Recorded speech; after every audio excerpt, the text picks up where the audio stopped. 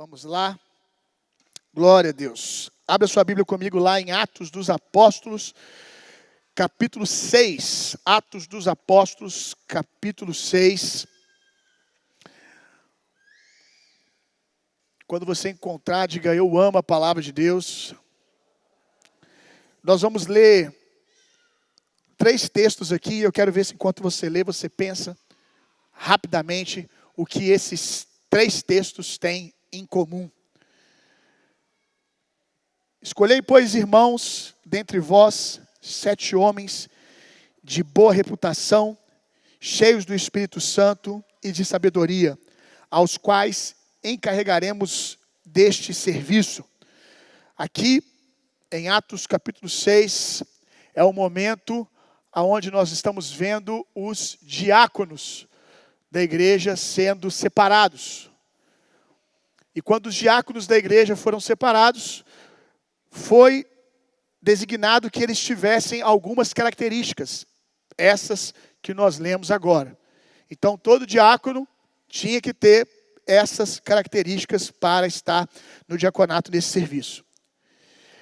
Agora, Lucas capítulo 24, verso 49.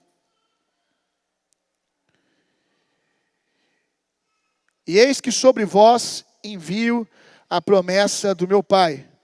Ficai, porém, na cidade de Jerusalém, até que do alto sejais revestidos de poder.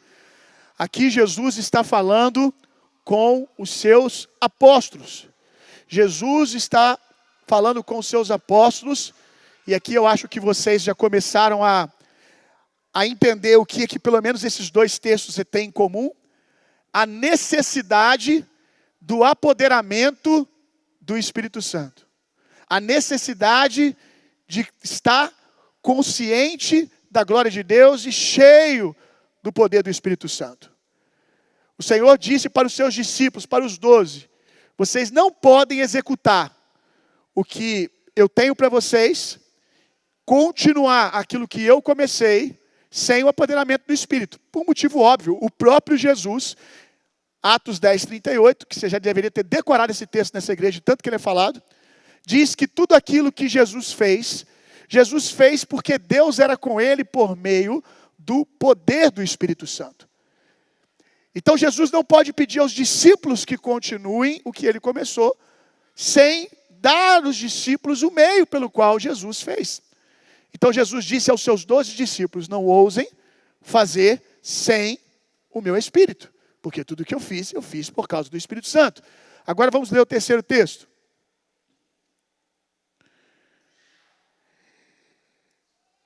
1 Timóteo capítulo 3, verso 2 ao 5. Falando sobre o bispo. É necessário, pois, que o bispo seja irrepreensível, marido de uma só mulher, vigilante, sóbrio, honesto, hospitaleiro, apto para ensinar, não dado ao vinho, não agressivo, não cobiçoso de torpe ganância, mas moderado, não contencioso, não avarento, que governe bem a sua própria casa, tendo seus filhos em sujeição, com toda modéstia. O que o apóstolo Paulo está dizendo aqui para Timóteo? Olha, Timóteo, qualquer um que for separado para o pastoreio, para o episcopado, para liderar a igreja, ele tem que ter essas características. E dentre essas eu quero destacar o que ele fala no final. Ele diz assim, o bispo, ele precisa para poder liderar a igreja de Deus, primeiro ser um bom líder da sua casa. Ele precisa primeiro ser um sacerdote do seu lar, da sua casa, para depois poder liderar a igreja de Deus. Por quê?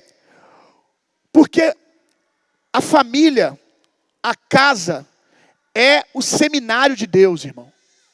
O lugar aonde Deus treina e diploma os seus ministros é dentro de suas casas. A opinião de um pastor, presidente, sobre aquele pastor que ele quer levantar, é muito importante. A opinião da igreja é muito importante. A opinião dos amigos de ministério é muito importante. Se essas pessoas respaldam ou não aquela pessoa para o ministério. A opinião do Espírito Santo, extremamente importante. Mas a opinião do Espírito Santo, ela vai ser testificada pelo fruto do ministro na vida das pessoas que estão à volta dele. Não adianta ele dizer, eu estou cheio do Espírito Santo. As pessoas precisam ver os frutos da presença do Espírito Santo na vida do ministro. O próprio Jesus diz, se eu desse testemunho de mim mesmo, o meu testemunho não seria verdadeiro. Então ele diz, outros dão testemunho de mim. Ele vai dizer, João Batista dá testemunho de mim, o Pai dá testemunho de mim, os sinais e maravilhas dão testemunho de mim, a palavra, 4 dão testemunho de mim. Jesus está dizendo, olha, eu não estou aqui dizendo, me engulam. Eu tenho uma palavra, Deus falou comigo. Não, ele está dizendo, olha os meus frutos. Os frutos testificam de mim. Então todo ministro, abre um parênteses aqui, todo ministro do evangelho, seja ele pastor, obreiro, qualquer título, cargo, encargo que alguém almejar no ministério, precisa passar pelo respaldo do testemunho. Tem gente que chega e fala assim, eu tenho uma palavra, irmão, Deus falou comigo. Amém, irmão. Amém. Mas não fica dando testemunho de você mesmo, não. Deixa a gente saber que Deus falou com você, que Deus te chamou pelos seus frutos. Vamos deixar de ser emocionado. Vamos deixar que aquilo que Deus falou com você seja enraizado em você, encarnado em você, à medida que a gente comece a ver a palavra. À medida que a gente comece a ver que os céus dão testemunho de você. De que João Batista é aqueles que estão antes de você, que os seus líderes, aqueles que vieram antes dão testemunho de você, que os seus amigos dêem testemunho de você. Mas olha só, se a igreja der testemunho, se os amigos derem testemunho, se o pastor sênior da igreja dá testemunho, mas se a família não der testemunho, meu irmão, não adianta nada. Pode ter, pelo menos deveria ser assim, segundo o texto que a gente está lendo. Se a família não respalda, o melhor lugar para você perguntar, antes de levantar alguém para o ministério, se deve ou não, é a esposa, é o esposo, é os filhos. Porque é ali que alguém exerce o que é sem plataforma, sem máscara, sob pressão. A pressão, talvez, do dia a dia do trabalho na igreja, a gente consegue segurar. Conta até 10. Alguns, com essa motivação de chegar em algum lugar, nossa, se eu fizer isso, eu vou perder a credibilidade, eu vou perder isso, aí se controla. Mas dentro de casa, meu irmão, não tem jeito. Não tem jeito. É ferro afiando ferro, sim ou não? É ferro afiando ferro. Lutero, ele vai dizer que poucos anos casados, Lutero era um padre, né? Mas depois teve uma experiência com o Senhor, se tornou um reformador da igreja, se desvinculou da igreja católica e como um pastor se casou. Ele disse, olha, poucos anos casado, me forjou mais, me treinou mais do que toda a minha vida anterior no mosteiro, num seminário. Quem é casado aqui sabe do que eu estou falando. É ou não é, gente? É lugar para ser forjado, não é? Casamento, família, é máquina de moer ego, irmão. Meu Deus do céu. Imagina sabe, cadê os açougueiros aí? Tem açougueiro agora, tem o Tiago agora, tem um açougue agora. Você chega lá, aquela máquina, a carne chega bonitinha, assim, um pedação de carne, rapaz. Chega um pedação de carne. Tiago, se você tivesse mandado 1 quilo de carne para lá para casa hoje, de manhã, agora eu ia fazer um mexão aqui agora. A carne, aquele pedação de carne, você coloca, você vai pegar uma carne, gente. Você vai cortar, se a faca não estiver boa, é uma luta. É uma luta. Agora você bota naquele negócio, rapidinho, liga, sai um monte de pedacinho. Dependendo do moedor, se tiver osso, vai osso junto, vai tudo, meu irmão. Não tem o que resiste aquilo. Casamento, família, é máquina de moer carne, irmão. É máquina de moer ego. É máquina de moer orgulho. E você é casado? a máquina está no nível 1 com a sua esposa, você e sua esposa, a máquina está no nível 1. Arruma mais 2 filhos, que nem se aumentar a voltagem da máquina. Pum! Aumentou mais um filho, afiou mais a máquina. Arrumou mais outro, o corte estava assim, agora está assim, ó. 3, 4, vai ficando fininho, meu irmão. Fininho. 2 anos de casado, é um ritmo. 5 anos de casado, não para não, irmão. Não para não, graças a Deus. Graças a Deus, que coisa linda, o Espírito Santo usando a minha família para forjar Cristo em mim. Quanto mais estiver doendo, é porque mais ego, arrogância e orgulho está sendo moído. Está doendo? Então dá glória a Deus, que tem muita coisa que está aí que não devia que estar. Não devia de estar aí. Tem muita coisa que tem que ser arrancada ainda.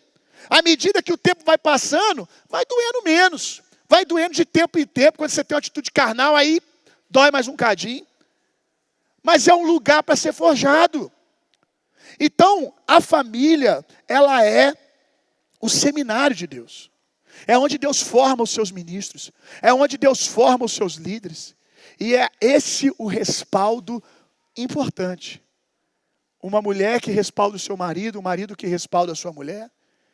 Um marido que olha para a mulher que olha para o marido e diz, olha, eu mais do que ninguém sei que esse cara não é perfeito. Eu mais do que ninguém conheço as suas vulnerabilidades. Mas tendo conhecido todas as vulnerabilidades dele, eu testifico uma coisa, ele ama Jesus. Ele persegue a perfeição que é Cristo. Ele é rápido em se arrepender. Ele está sempre quebrantado. Ele tem sempre lágrimas nos olhos quando peca. Ele é sempre rápido em pedir perdão quando nos machuca. Ele quer acertar, porque perfeito ninguém é. Mas a igreja é feita de, ou deveria ser, o ajuntamento de pessoas que estão buscando a perfeição que é Cristo, olhando para Ele e disposto a qualquer dor e desconforto para ser forjado nessa forma que é Cristo. Aleluia! Aleluia, meu irmão. É um homem quebrantado, é uma mulher quebrantada. Eu conheço meu marido, eu sei que ele chora quando ele entristece o Espírito Santo. Você acha que o seu filho vai seguir Jesus porque você acerta o tempo todo? Se dependesse disso, seu filho não ia seguir Jesus, não. O seu filho vai seguir Jesus porque ele vê o seu coração quebrantado, segundo o coração de Deus, quando você erra. Que você não ama errar, você não ama o pecado. E quando você erra, ele olha para você e vê o seu quebrantamento. Ele olha para você e vê você entristecido porque você entristeceu o Espírito Santo. Seu filho vai seguir Jesus porque ele vai descobrir, através do pai, da mãe, que quando erra, existe graça. Existe restauração para quem tem um coração quebrantado. Porque se você tentar ser alguém perfeito para os seus filhos, você não é. Então você vai só tentar e não vai ser. O que você vai ensinar para ele é uma religião, uma coisa performática. E o seu filho, ele vai falhar. O seu filho, a sua filha, vão errar o alvo. Agora, se ele tiver tido um pai e uma mãe que ensinou para ele o que faz quando erra o alvo, qual é o caminho? O caminho é se esconder, é ocultar o pecado, é fingir que nada aconteceu, é dizer eu não peço perdão. Eu não peço perdão para a mulher. É uma disputa de quem aguenta ficar mais tempo sem olhar na cara um do outro dentro de casa. É uma disputa, melhor dizendo, corretamente dizendo, é uma disputa de quem vai aguentar ficar mais tempo dentro do mesmo ambiente com a carinha de beicinho um para o outro. Com a carinha virada, batendo panela, batendo porta forte. 2 crianças pirracentas dentro de casa. É isso que o seu filho vai ver? Ou ele vai ver, meu Deus, meu pai e minha mãe são muito quebrantados. Eles erram, eles não escondem o pecado, eles não entram no lugar de vergonha e se afastam de Deus. Primeira coisa que o meu pai faz quando ele erra é pedir perdão para quem é devido e, sobretudo, ao Senhor. Meu pai corre para a palavra, meu pai corre para a oração, meu pai corre para a adoração. E aí o seu filho vai saber o caminho. Que ele não tem que fazer como o primeiro Adão. Pecou, se esconde, oculta. E esse é um ciclo perigoso. Você se esconde por causa da vergonha. Por causa da vergonha você se esconde. Por causa do orgulho, porque não se esconder significa se expor. Significa eu errei, igual Adão. Significava dizer para o Senhor, eu errei. Aí a vergonha, a arrogância, o orgulho faz com que se esconda. E o esconderijo, a escuridão, é um ambiente perfeito para que toda sorte de erva daninha do pecado, amargura, ressentimento cresça.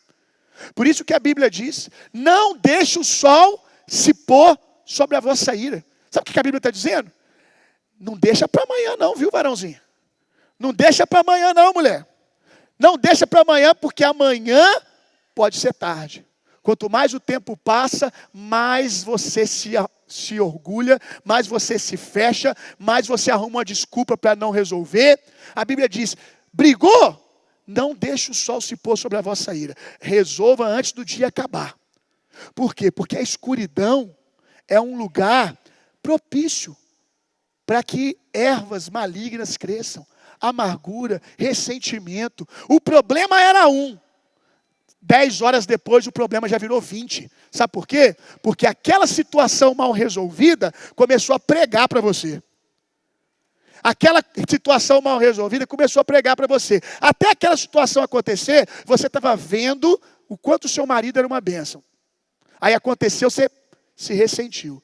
Não resolveu? Naquelas primeiras 10 horas sem resolver, a situação está pregando para você, dizendo assim, viu como é que ele é? Começa a apontar coisas de 10 anos atrás, do mês passado. Começa a mostrar, o problema vai aumentando. Ele fez isso por causa daquilo. Às vezes não tem conexão nenhuma.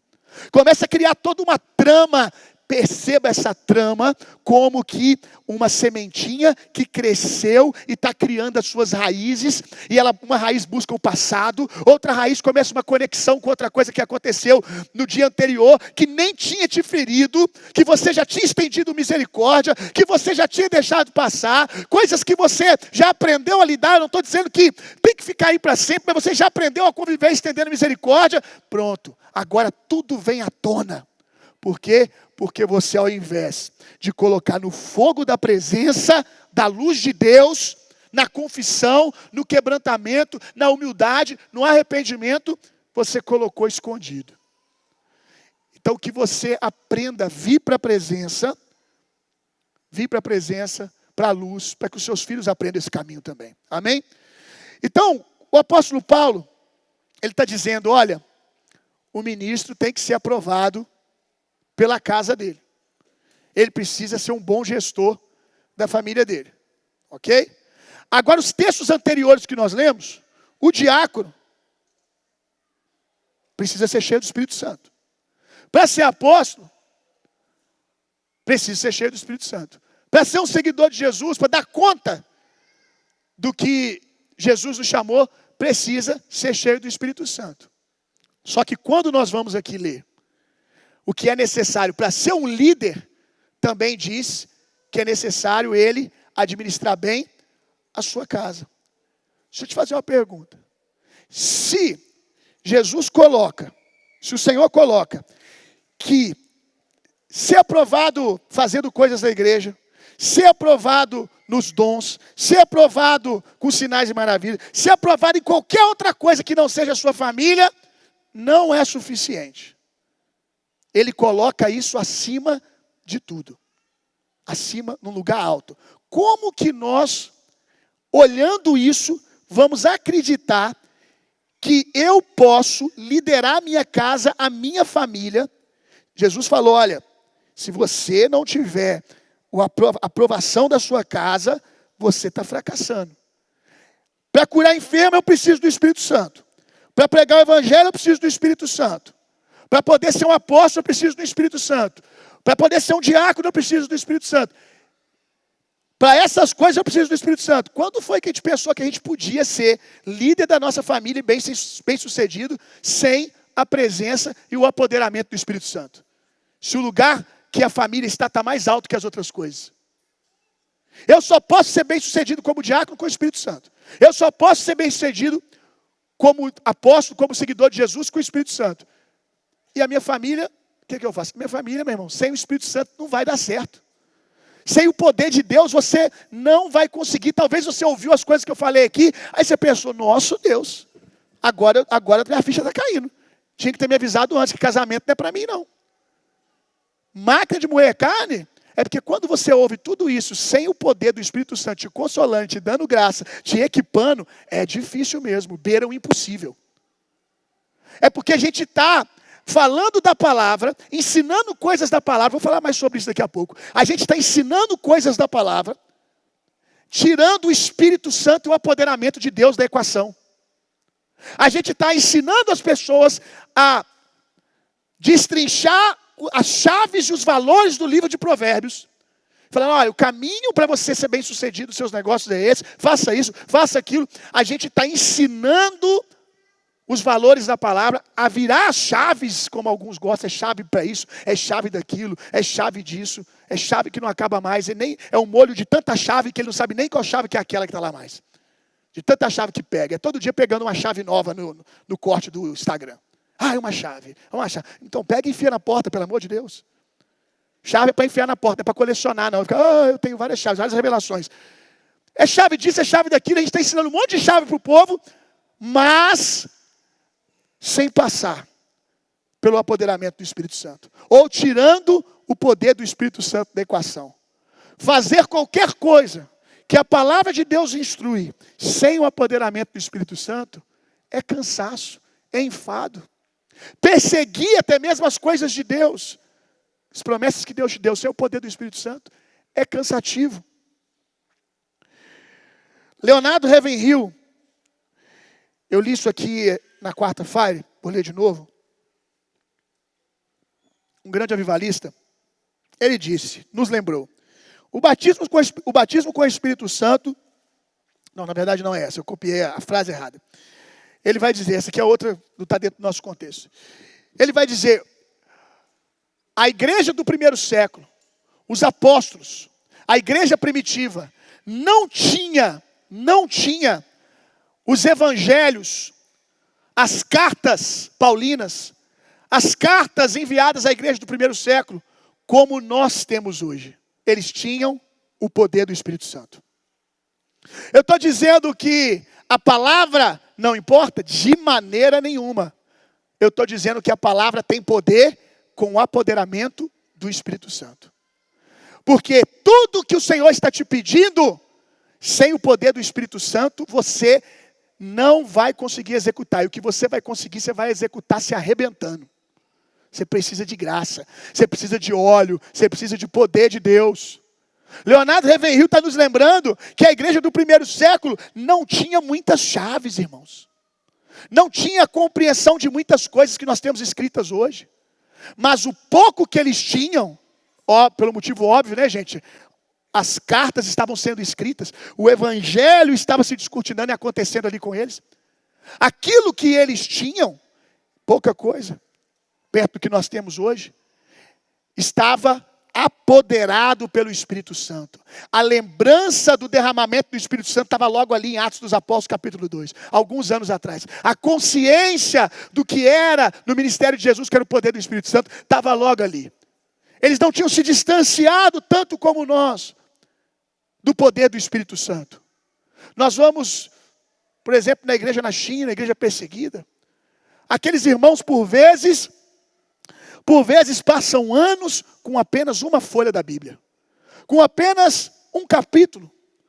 Talvez se eu perguntasse para você, se você está numa igreja, num contexto de perseguição na China, o exército chinês está à porta, você vai ter que perder a sua Bíblia e você só pode escolher um capítulo da sua Bíblia.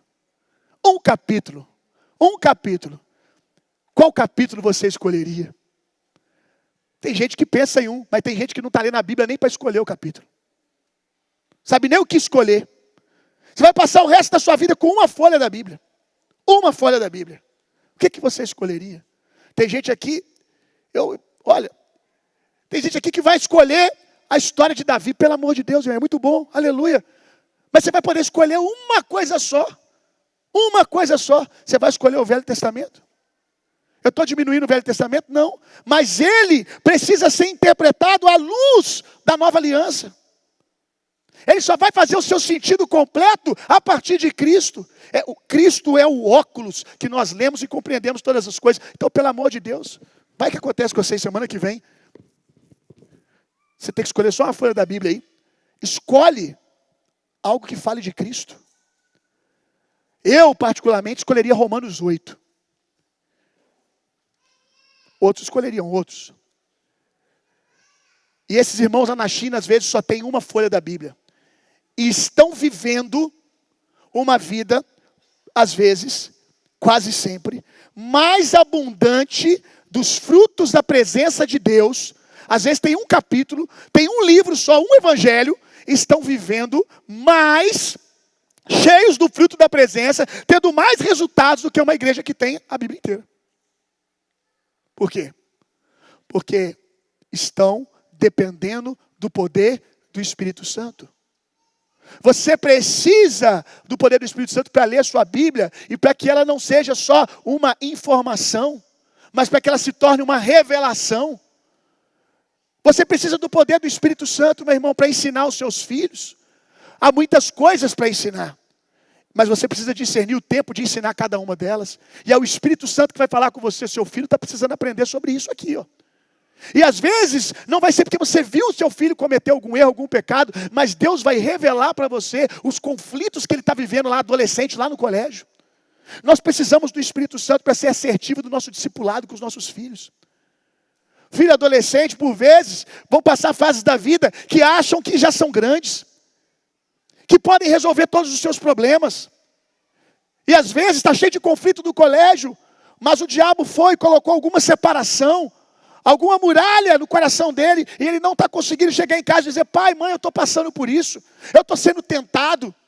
E ele não te fala. Você tem a palavra, mas você não tem o que dizer. Mas aí, se você é uma mulher cheia do Espírito Santo, você entrou para orar, você entrou para buscar o Senhor, você marido, enquanto está dirigindo o seu Uber, está orando, e o Espírito Santo fala com você: o seu filho está passando por um conflito no colégio, o seu filho está passando por humilhação no colégio, ou a sua filha está quase caindo em pecado. Chame ela para conversar e leia o texto tal com ela, e ela vai rasgar o coração para você. Quem aqui tem mais tempo de igreja e teve o privilégio de ter uma mãe do coque, uma mãe de oração, um pai de oração? E aí talvez, não seja a sua história, mas de alguém que você conhece, que tem uma mãe, teve uma mãe assim. O menino chega e fala: mãe, vou para casa dos meus amigos, vou dormir na casa do Pedrinho, a gente vai jogar videogame a noite toda. E a mãe fala: ok, Pedrinho, conhecido nosso, Pedrinho, filho da Mariazinha lá da igreja. Tá bom, meu filho, pode ir. Mas quando o menino bota o pé na porta, o Espírito Santo fala: vai nada, mentiroso, safado. Safado, ele está indo para uma festa. E mais, o Pedrinho está indo junto. Hein? O Pedrinho está indo junto. Aí a mãe já grita: vem cá, varãozinho. Olha no olho da mãe aqui e fala que você está indo jogar videogame, miserável. Aí o cara que tem uma mãe de oração, ele já tremeu, ele já sabe que o plano foi descortinado. Ele já sabe que o Espírito Santo fez fofoca.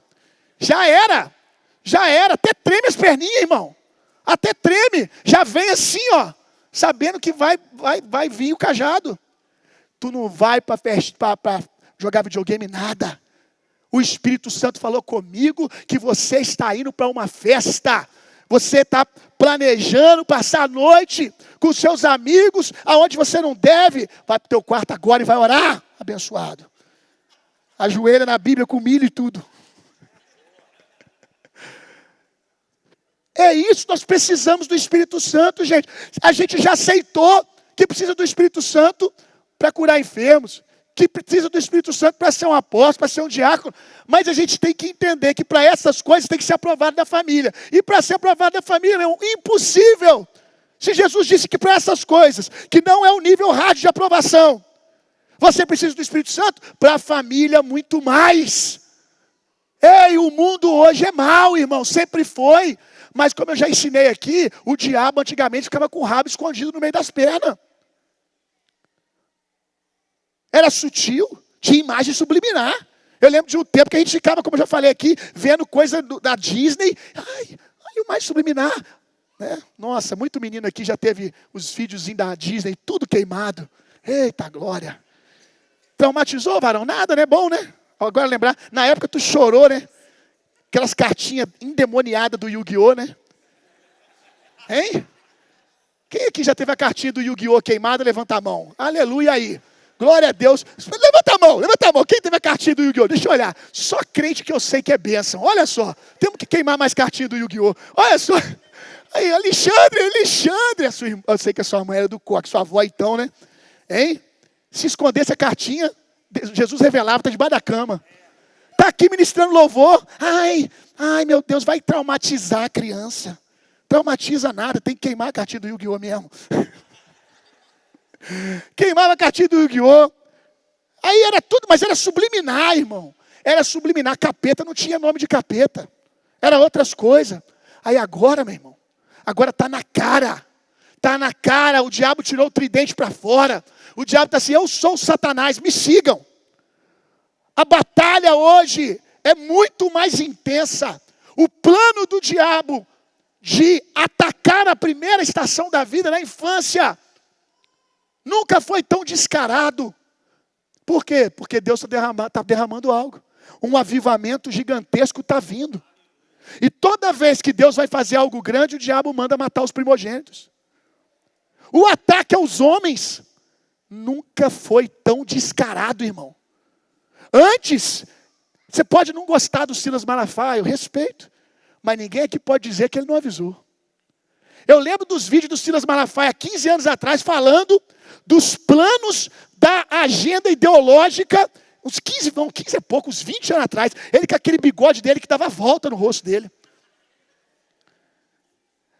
Aí eu lembro que eu olhava aquilo e falava, esse cara é doido. Eu falava, cara, teoria da conspiração, cara. Hein?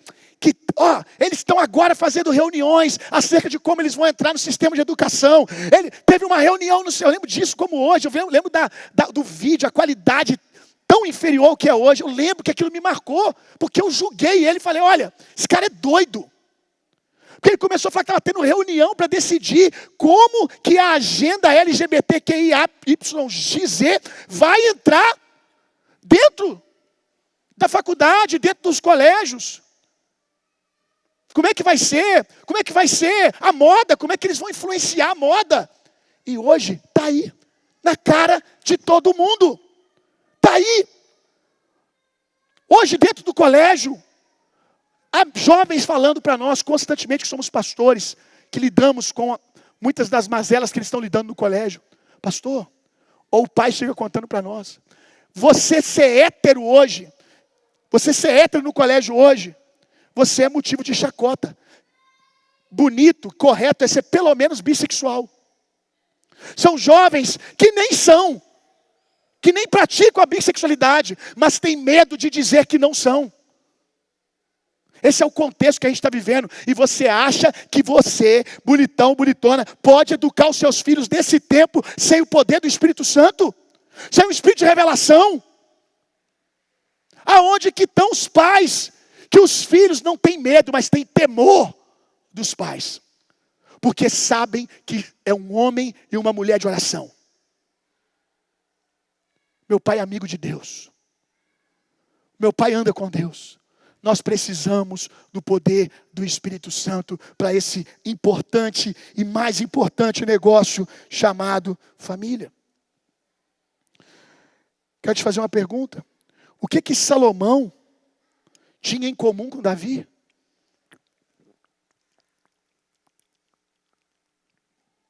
O que Davi tinha em comum com Isaías? O que Gideão tinha com Moisés? O que todos esses homens tinham em comum? Dentre algumas coisas, eu quero destacar uma hoje. Todos eles fizeram o que fizeram, porque o Espírito do Senhor veio sobre eles. O sábio, guarda o que eu vou te dizer. O sábio só foi sábio por causa do poder do Espírito Santo. Ele não se tornou sábio pela quantidade de livros que ele leu. Eu não estou dizendo que a leitura não tem a sua importância. Porque alguém também que diz que tem uma palavra em busca da sabedoria e não ama o conhecimento, como diz o próprio Salomão, é mentira. Mas eu estou dizendo que a provocação que o poder para reter o conhecimento, para se tornar quem se tornou, foi o poder do Espírito Santo. Salomão se tornou sábio pelo poder do Espírito Santo, iluminando para ele as coisas, a verdade. Isaías, o profeta, só foi o profeta que foi por causa do poder do Espírito Santo. O guerreiro Davi, ou o salmista, o ministro de louvor, só foi por causa do poder do Espírito Santo. Gideão, o discurso dele era: eu sou o menor da minha casa, minha família é a menor, a que menos tem recurso, mas se tornou um libertador por causa do poder do Espírito Santo. Uma coisa que todos esses homens têm em comum: o Espírito do Senhor veio sobre eles e tornou eles quem eles se tornaram. Nós precisamos do Espírito Santo para chegar onde devemos chegar, com o coração que nós devemos chegar. Nós, por muito tempo, tivemos uma igreja muito focada no sobrenatural, nas coisas espirituais, entre aspas, que a gente separa, e não deveria, porque para o cristão tudo é espiritual. Uma igreja muito focada em sinais e maravilhas, e pouco focada na saúde da alma, das emoções. Não se falava antigamente tanto a importância de alguém ter saúde emocional. Até porque pensar em depressão era sinônimo de demônio, opressão maligna. Graças a Deus isso foi quebrado. Nós começamos a falar na igreja que, você ser cheio dos dons, mas não ter equilíbrio emocional, é um distúrbio, é uma anomalia, vai trazer problema. A gente começou a olhar para a igreja de Coríntios e falar: ótimo ter todos os dons, mas não é sinal de maturidade ter todos os dons e ser imaturo no trato, na lida com as pessoas. Mais vale o homem que domina suas emoções do que o homem que conquista uma cidade. A gente começou a pregar essas coisas. A gente começou a falar a importância da saúde da alma, das emoções, de ter uma mente saudável. Aí a gente foi lá para o livro de Provérbios. Eu estou falando de nós, falando da igreja num todo. Foi para o livro de Provérbios. E a gente começou a estudar os princípios, os valores de Provérbios. A gente começou a pegar tudo quanto é texto sobre mindset. Eita, mindset. E tem que ter um mindset. Tem que ter um mindset disso, daquilo, que senão... Conexão divina, network. Hein? A gente começou a pegar as coisas e traduzir. E aí tem que ter isso, tem que ter aquilo. Beleza, essas coisas têm o seu lugar. Essas coisas têm o seu lugar. Mas é incrível como nós, na nossa natureza carnal, temos sempre a tendência aos extremos. Não é à toa que a palavra diz que o Senhor nos deu o Espírito Santo, que é espírito de equilíbrio, moderação. Todo extremo é beira, e toda beira é risco de queda, irmão. O lugar que nós devemos procurar é o equilíbrio. Todo extremo é beira, e toda beira é risco de queda. E a gente tem a tendência a ficar no extremo. Aí o Senhor começa a trabalhar outra coisa, querendo nos levar ao equilíbrio. Aí a gente vai lá na outra ponta. Vai lá na outra ponta. E a gente está, hoje a igreja, boa parte da igreja brasileira, não todos, mas muitos crentes estão aqui na outra ponta. Virou um culto exacerbado ao livro de Provérbios. E essa natureza de Provérbios que a gente encontra em outros textos. De edificação da alma, de autocontrole, de coisas das emoções. E a gente vai ficando uma igreja bonita, boa, em muitas coisas, mas sem o apoderamento do Espírito Santo. É um monte de gente que tem chave para prosperar, um monte de coisa, fazer um monte de coisa, mas falta poder do Espírito Santo. Aí ele consegue executar chaves do negócio, consegue. Ele consegue executar chaves da gestão da empresa dele, consegue. Ele consegue administrar chaves em vários lugares. Mas resolver o problema interior, meu amigo, o novo nascimento, trabalhar no interior, trabalhar no seu caráter, somente a palavra e o poder do Espírito Santo juntos pode ir lá nas juntas e medulas e trabalhar na motivação. Os lugares profundos, a motivação é só o Espírito Santo que mexe. E a gente vai ficando uma igreja bonita, mas uma igreja fraca no poder, no sobrenatural. A gente tem que ficar no equilíbrio. E aí a gente está vendo crentes que já foram crentes, muito conscientes da presença, dados ao sobrenatural, atentos às coisas espirituais, que se tornaram homens muito céticos. Muito bacaninha, bonitinho, são tudo bonitinhos, bonitinho demais, mas sem poder do Espírito, sem unção. Muita chave disso, vira técnica, vira um monte de habilidade, sem óleo, sem unção. Mas aí tem o fator pior, porque esses aqui pelo menos são crentes. Aí a igreja começa a evangelizar as pessoas também não para Cristo. O discurso e a palavra do púlpito não começa mais a trabalhar as pessoas para nascerem de novo, mas para se tornarem boas pessoas. Não sei se todo mundo aqui, ou pelo menos a maioria, está entendendo aonde eu quero chegar. A gente vai maquiando defunto, irmão. Vamos lá. Maquiando defunto. É chave disso, é chave daquilo. Está na Bíblia, irmão. Mas essas coisas têm que começar no poder do Espírito, na dependência do Espírito Santo. Porque nós conseguimos replicar, performar, mas algo que vem de dentro, que é fruto de um novo nascimento, é só o poder do Espírito Santo. Aí o púlpito, eu não tenho nada contra coach. Eu quero muitos coaches aqui cheios do Espírito Santo, ensinando pessoas, meu irmão. É uma profissão como médico, que tem o seu lugar, como arquiteto, como qualquer outro colaborador, como qualquer outro profissional. Mas o púlpito não pode se tornar uma palavra de coach. O coach tem o seu lugar. Que ele provoque fome. Inclusive usando os princípios que não... Coach bom, meu irmão. Coach bom ele pode não falar, e nem admitir, mas ele vai usar a Bíblia. Não tem jeito. É a fonte de toda a sabedoria. Nós já vimos isso. Então ele vai lá e passa mel na boca de todo mundo. Gera fome. Mas para que as pessoas venham, inclusive até ele, e falam, como é que eu faço para viver isso? Você quer viver isso? Então vem cá, vou te tirar um pouquinho da palestra, vem cá Nicodemos, eu vou te tirar da palestra um cadinho, vem cá, você quer viver os frutos do reino? Agora você fez a pergunta certa, necessário é nascer de novo, você quer aceitar Cristo? Aí sim, irmão, aí traz para a igreja, traz para o culto, convida para o culto, amém, glória a Deus. Agora o que não pode, é um monte de gente querendo ir para a igreja para pegar a chave para prosperar. Não é sobre nascer de novo. Não é sobre amar Jesus. É ficar no culto, na adoração, esperando. Qual vai ser a chave de hoje? Qual vai ser a sacada de hoje? E passou o tempo todo. Um culto a chaves. Mas não se rendeu ao Senhor. Um coração que já não ama o Senhor. Ou como eu disse, um monte de gente dentro da igreja que não nasceu de novo. John Wesley vai dizer, tem muita gente no meio da igreja que foi engomado e passado, mas não lavado. Engomado, passado, é bonito. Você olha, tá bonito.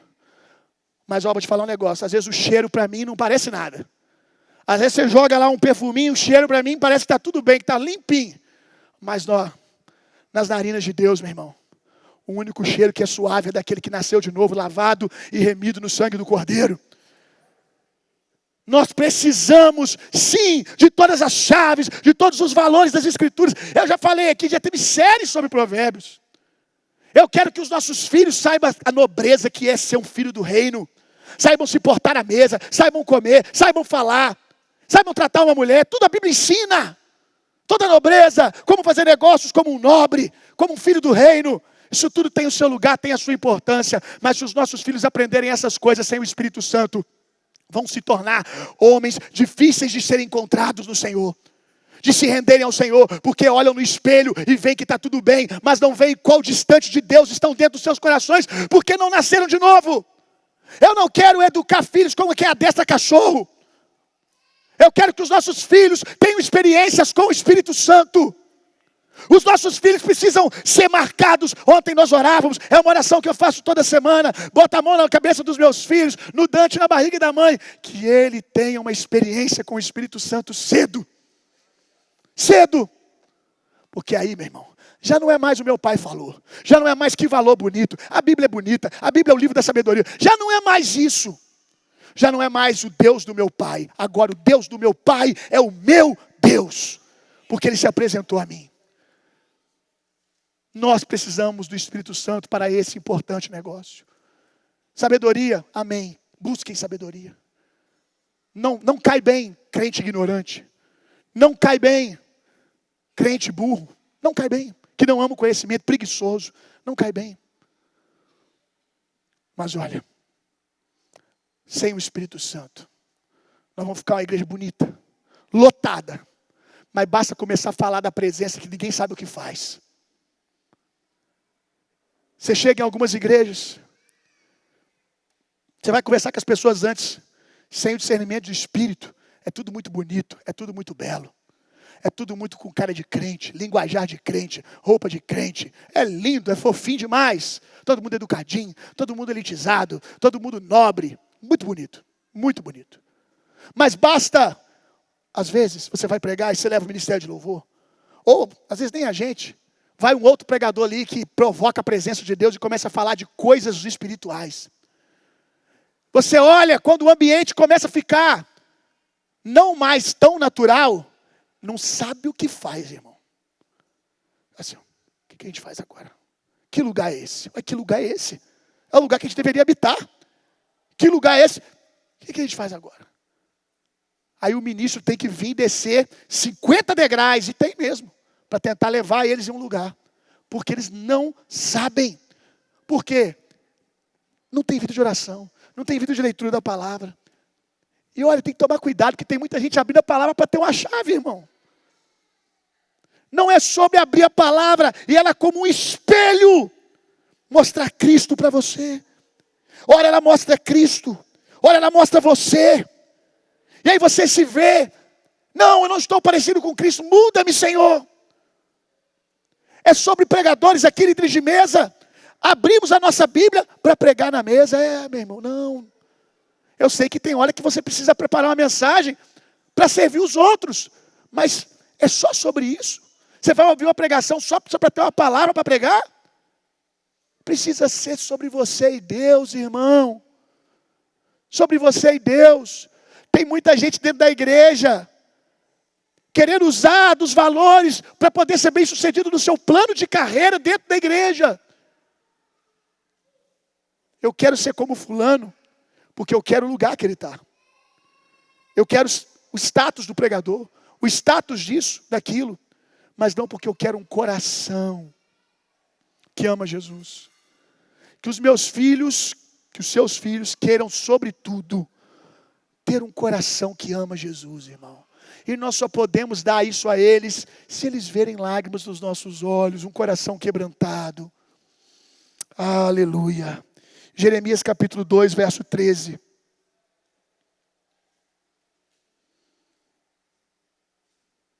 Jeremias capítulo 2, verso 13. Porque o meu povo fez dois males a mim. Me deixaram o manancial de águas vivas e cavaram cisternas rotas que não retêm as águas. Esse texto é uma exortação muito forte, irmão. Pois o meu povo fez dois males, a mim me deixaram o manancial de águas vivas e cavaram cisternas rotas que não retêm águas. Nós precisamos da fonte, nós precisamos do Senhor, meu irmão. Mateus capítulo 5, verso 3. Mateus capítulo 5, verso 3. Bem-aventurado, felizes, ou como é de fato, significa bem-aventurados, mais do que felizes, mais do que alegres, porque é uma alegria espiritual. Bem-aventurados são os pobres de espírito, que é o quê? Alguém quebrantado de coração, alguém que entende que precisa, não importa o quanto ele tenha conquistado, o quanto ele tenha, quantos sonhos e objetivos ele tenha, ele precisa do Senhor. Não importa quanto resultado ele tenha, ele ainda se vê como dependente do poder de Deus. Aí diz, bem-aventurados os pobres de espírito, porque deles será o reino de Deus. O reino de Deus. Deixa eu te falar uma coisa. Você, na força do seu braço, você pode ensinar o seu filho a ser rico. Você pode dar muitas coisas para o seu filho. Você pode dar bem, você pode dar casa. Muitas coisas. Mas olha só. O reino de Deus, você só pode dar ao seu filho se você conhecer. E você só vai conhecer o reino de Deus indo na fonte, dependendo do Senhor, tendo fome de relacionamento com Deus. Será que nós vamos dar para os nossos filhos uma vida próspera no sentido do mundo? Rica? Conquistamos isso, conquistamos aquilo, e toma aqui, meu filho. Ou nós vamos dar o reino? Para dar o reino, você não precisa ser milionário. Para dar o reino, você não precisa ter títulos. Para dar o reino, você precisa ter um coração que ama a Deus quebrantado. E essa riqueza, só o relacionamento com Deus pode te dar. Só o relacionamento com a presença. Para a gente caminhar para o término. Enquanto eu pensava nessas coisas para ministrar para vocês há 15 dias atrás,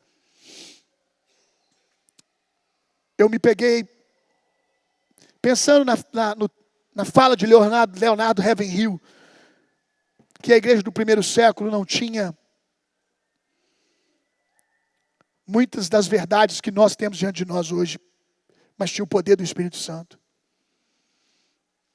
Lembrando que quando a gente fala isso, irmão, eu não estou falando dos apóstolos. Porque os apóstolos conviveram com Jesus. Eles tinham essas verdades neles. Mas eu estou falando da igreja, lá em Coríntios, a igreja em Romanos. O irmãozinho que aceitava Jesus. Paulo passava lá uma temporada. Lugares que os apóstolos nem chegaram aí. Mas as cartas chegavam. E tudo que ele tinha era aquela carta. Que depois foi ser dividido para todo mundo e todo mundo começou a receber. Mas voltando ao que eu estava dizendo. Assim como a igreja do primeiro século, mas pelo motivo diferente e ruim, eu reconheço. Eu conheci homens que não tinham a compreensão teológica que nós temos hoje. Eu disse por um motivo ruim, por falta de fome mesmo de conhecimento. Isso não é louvável, o motivo não é louvável. Mas vocês vão entender onde eu quero chegar. Eram homens e mulheres que não ouviam no púlpito a saúde teológica que nós ouvimos hoje. Não conheciam as Escrituras como nós temos conhecido hoje. Mas eram homens que eu olho para trás e eu respeito muito a vida de oração deles. Eu respeito muito a fome que eles tinham de Deus. Eu discordo de lugares que eu servi ao Senhor na minha jornada como co-pastor, como membro. Eu discordo até hoje em muitos aspectos da teologia. Mas eu olho para trás e lembro da fome e o coração quebrantados, a vida de oração. A vida de oração. A vida de devoção ao Senhor. E nós hoje vamos se tornar um povo com muita teologia e pouco fervor? O Senhor nos deu espírito de equilíbrio e de moderação. Nós podemos ter o conhecimento, o apreço pela boa teologia, pelos fundamentos da palavra. Podemos ter o apreço por essas coisas, entender como Deus faz, o que Deus faz, na medida que é possível. Mas termos um coração que mesmo tendo todo conhecimento, ou algum conhecimento, teologia, compreensão, ainda é um coração que reconhece que é pobre. Um espírito que é pobre no sentido de fome de Deus. Eu preciso do Espírito Santo. Eu preciso que o Espírito Santo vivifique essas coisas. Porque senão a gente vai se tornar o quê? Bons teólogos para os nossos filhos. A gente chega para o nosso filho, porque a Bíblia diz isso, que a Bíblia diz aquilo. Mas eles não veem o óleo do Espírito Santo em nós. Eles precisam ver a presença, irmão. Se coloca de pé no seu lugar. Aleluia.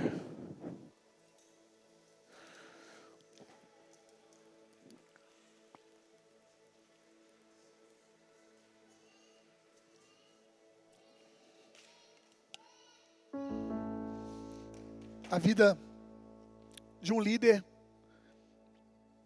é essa, porque é isso que o Senhor está fazendo com a gente o tempo todo, né? A vida de um líder é empurra para cá, aí de repente você se vê pegando no outro lado, empurrando para o lado de lá de novo. Aí daqui a pouco a gente volta para cá, e empurra de novo. Chega a aparecer para os mais distraídos que a gente está até se contradizendo. Empurra para cá. Ora, vocês precisam ter uma mente forte, vocês precisam ser o povo mais saudável emocionalmente. E a gente ensina sobre essas coisas. Aí depois a gente volta, vocês precisam ser cheios do Espírito Santo. Num trabalho de Deus, trabalhando com Ele e sendo trabalhado também. Para que a gente fique aqui, ó. Para que a gente fique aqui. Mindset. Ninguém tinha um mindset melhor que o de Jesus, né? Tem quem tinha um mindset melhor do que Jesus? Quem teve? Ninguém. Tem autores, coaches, líderes, que não são cristãos, escrevem livros sobre a liderança de Jesus, como liderar como Jesus. Porque mindset perfeito.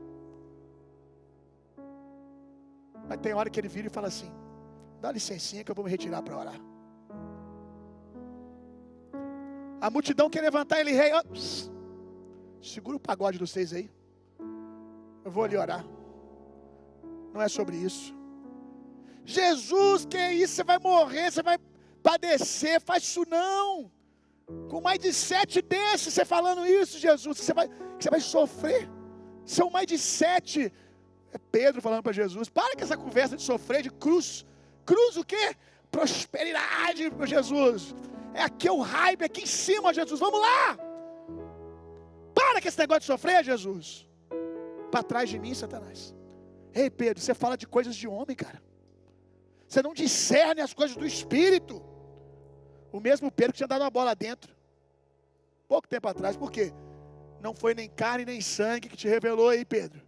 Foi o Espírito Santo, irmão. Mais de 7 bom mesmo é quando o Espírito Santo está sobre a nossa mente, irmão. Que aí ele acerta não só o quê. Vamos lá, vamos lá. Ele não acerta só o quê, mas ele acerta o tempo e o modo. Tem coisas que são boas para um tempo para serem ditas e praticadas, mas em outro tempo já não são. A verdade é que a sabedoria do reino só pode ser alcançada com a mente, com o governo do Espírito Santo. Porque você vai acertar o tempo e o modo. E não é o tempo e o modo de homens, é o tempo e o modo de Deus. Que por vezes os mais sábios vão te chamar, você que elogiava antes, eles te elogiavam de ser sábio, mas agora eles estão dizendo para você, você é burro, o que você está fazendo? Cabe mais a mim, irmão, obedecer mais a Deus do que aos homens. Eu sei que o que eu estou fazendo parece uma ignorância, mas o princípio da sabedoria é o temor do Senhor. O princípio da sabedoria é um coração obediente a Deus. Eu não sei porque Deus está falando, mas Deus está falando, eu vou obedecer. Vou parecer bobo, vou parecer tolo, vou parecer o que tiver que parecer. Porque o princípio da sabedoria é o temor do Senhor. Então a sabedoria pura, ela só pode ser no Espírito, irmão. A sabedoria que Deus olha e fala, é sábio. É sábio. Porque tem sabedoria que os homens vão aplaudir. Porque parece bom aos olhos. A ideia de Pedro parecia sábia, gente. Não, cruz não, Jesus. Que isso, cara? Faz isso não. Tem sabedoria que os homens vão falar, tá certo. Que você não vai ser entendido por ninguém quando você fizer. Porque os discípulos se ofenderam. Porque não entenderam. Porque o homem espiritual, por ninguém que não seja espiritual, pode ser discernido. Essa é a sabedoria mais alta.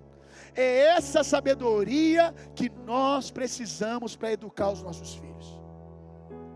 Os nossos filhos têm que virar o carro da família, o volante, para uma direção de vez em quando. Que às vezes seu filho é adolescente, jovem, meu pai é doido. Às vezes até sua mulher, ex-sacerdote da casa, ela vai se submeter em amor, em serviço, dizendo, maridão, estou contigo, não estou entendendo não, hein? Aí você vai. Aí todo mundo fica com o olho arregalado. O que vai acontecer? De repente, pum, acontece, o fruto vem. Aí seu filho, meu pai é homem de Deus, rapaz. Ele ouviu Deus mesmo. Antes ele estava lá, não sei não, se barco afundar, acho que eu pulo primeiro. Mas agora ele está vendo o testemunho de homem de Deus está sendo construído.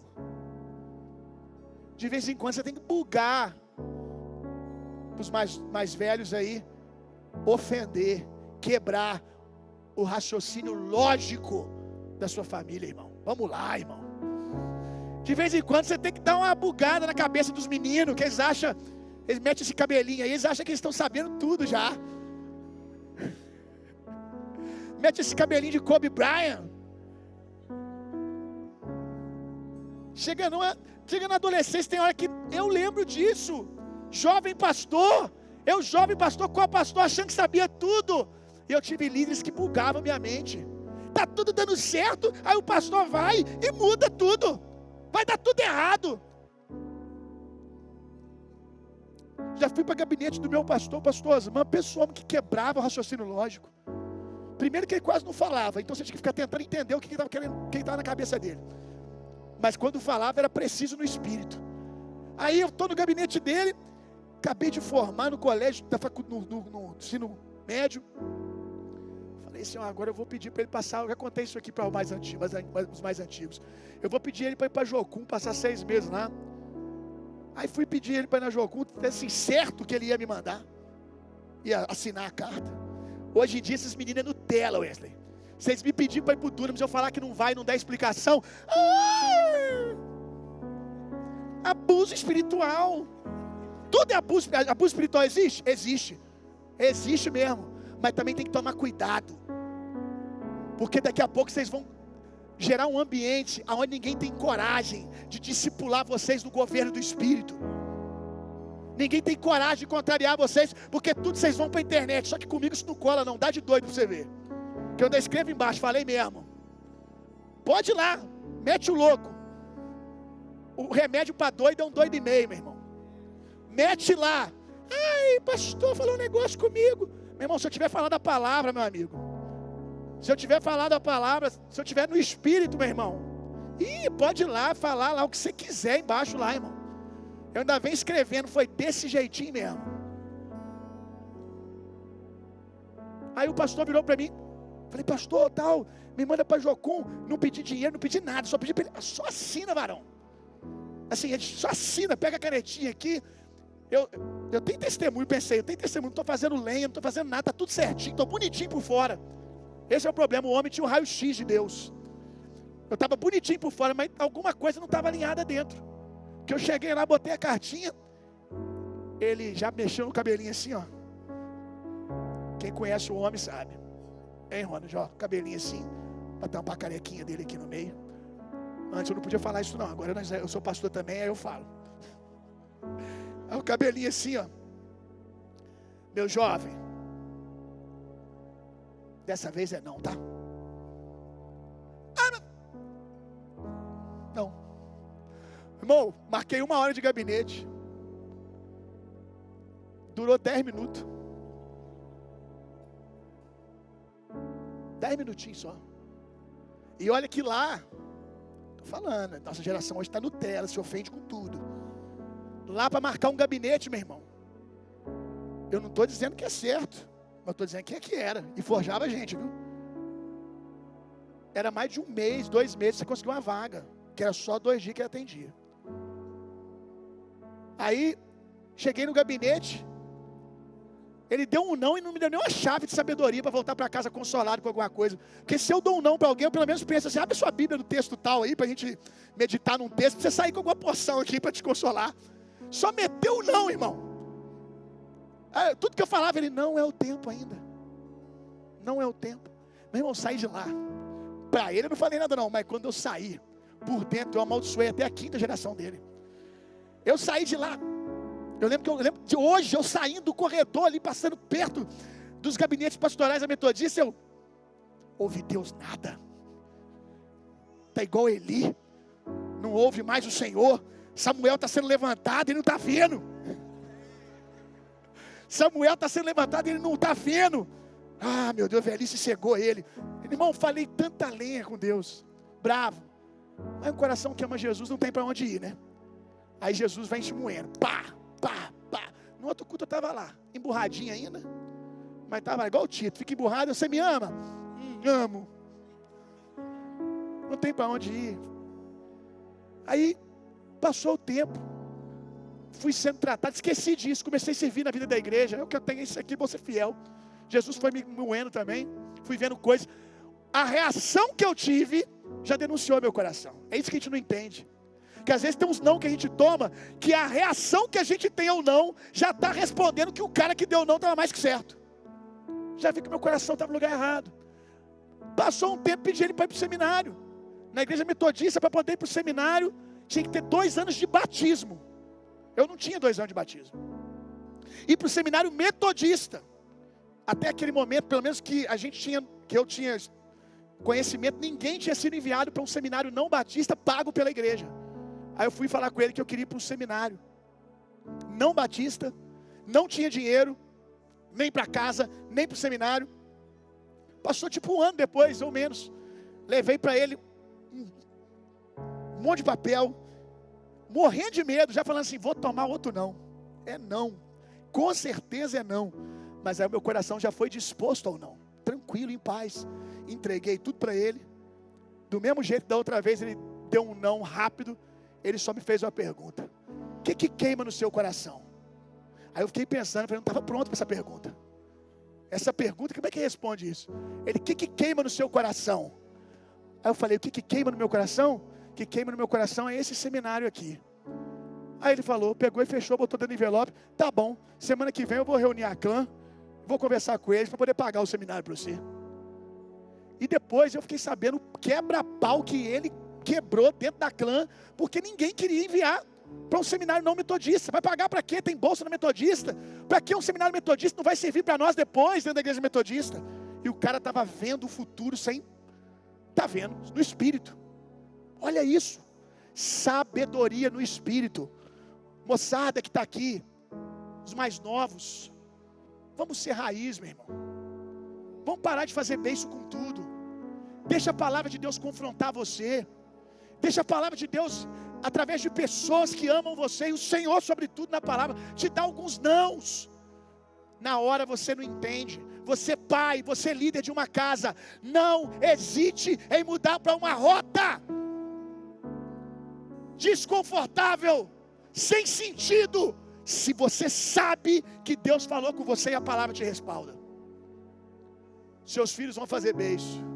Filho nenhum que ainda é natural, carnal, vai achar legal, como os nossos filhos já viram a gente pegar o nosso carro e dar para os outros, e a gente ficar andando de ônibus, e a gente ficar andando de carro, de Uber.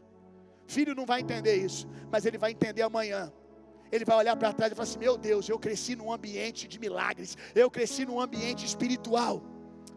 Senhor, em nome de Jesus, eu abençoo cada família aqui, cada casa, cada líder de um lar aqui agora.